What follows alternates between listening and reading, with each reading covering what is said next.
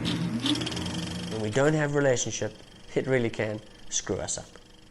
An extreme form of this is seen in solitary confinement. Depriving someone of all contact with other human beings for extended periods of time can have some pretty drastic effects. It's been used in prisons as a form of punishment, even in torture.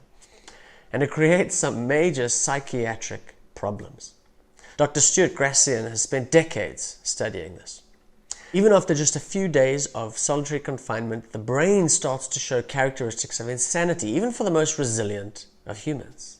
Eventually, people start exhibiting symptoms of all sorts of neurological illnesses, becoming hypersensitive, paranoid, as well as having hallucinations and panic attacks. And they have difficulty in cognitive processes, thinking, memory. They have intrusive obsessional thoughts. They have problems with impulse control.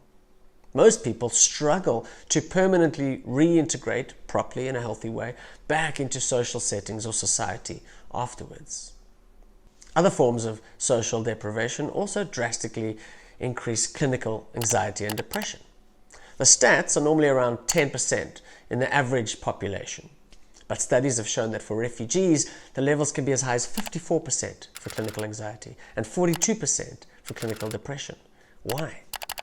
Well, what's important to see is that a major factor that reduces the psychological adjustment issues of refugees is having social support from friends and family living nearby.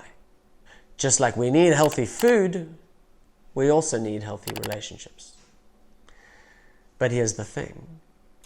You can't treat the middle order needs in the same way that you treated the lower order needs. The base of the pyramid is purely selfish. It has to be. It's your stomach that needs food. It's your body that requires warmth. The way we respond to that is selfish. Short-term, quick wins, a selfish focus. And these inputs, they have a relatively short conversion time as well. If you eat something, well, your hunger is satisfied. But when it comes to your need for belonging, there's a much longer lead time. If there wasn't, then one-night stands and short-term friendships, that would be all you need. But those don't fill the need. Remember, it's not the number of younger women you dated in your 50s that determines your health and happiness in your 80s. So, here's the warning.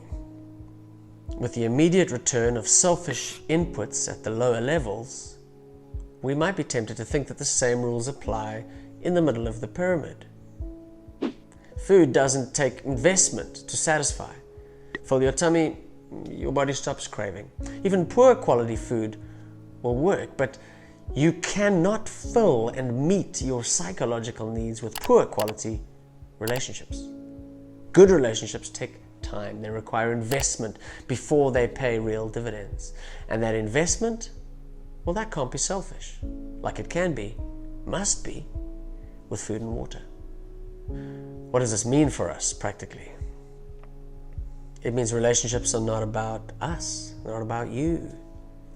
Your input cannot be selfish. It means that if you try to apply a quick turnover strategy in how you form relationships using selfish tools and quick and easy things to create a facade to be attractive, maybe the right clothes, the right sneakers, the right cell phone, things like that, well, yes, you might unlock short-term results, you might get a date, but that's not a sufficient investment to build the kind of relationship that ultimately leads to the good life.